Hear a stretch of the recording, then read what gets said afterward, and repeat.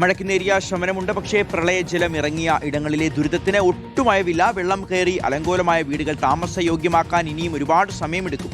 ദുരിതാശ്വാസ ക്യാമ്പുകളിൽ നിന്ന് വീടുകളിലേക്ക് മടങ്ങാൻ ഒരുങ്ങുന്നവരുടെ ആശങ്കയും അതുതന്നെയാണ്.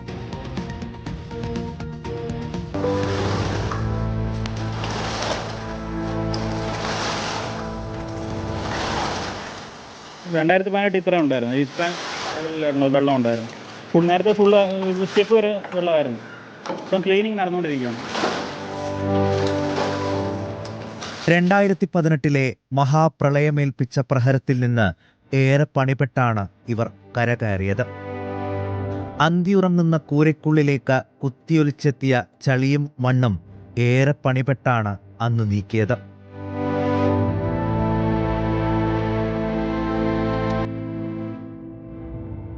അതേ വീടുകളിലേക്കാണ് ഇത്തവണയും പ്രളയജലം ഒഴുകിയെത്തിയത്. ഒറ്റ രാത്രി കൊണ്ട് സകലതും വിഴുങ്ങിയ പേമാരിക്കിടെ കയ്യിൽ കിട്ടിയതുമെടുത്താണ് പലരും ക്യാമ്പുകളിലേക്ക് മാറിയത്. പക്ഷേ വീട്ടിൽ അടിഞ്ഞുകൂടിയ ചളിയും മണ്ണും എങ്ങനെ നീക്കുമെന്ന ആധിയാണ് ഇപ്പോഴും എല്ലാവരുടെയും ഉള്ളിൽ. മണിക്കൂറുകളെടുത്ത് വൃത്തിയാക്കിയാലും പകർച്ചവ്യാധി പടരുമോ എന്ന ആശങ്ക പലരിലും ബാക്കിയാണ്. മഴയ്ക്ക് ശമനമുണ്ടായാലും വെള്ളം ഇറങ്ങിപ്പോയാലും വീടുകളിലെ ഈ ദുരിതം ഇനിയും ഏറെ നാൾ കേരളം കാണേണ്ടി വരും. News desk reporter.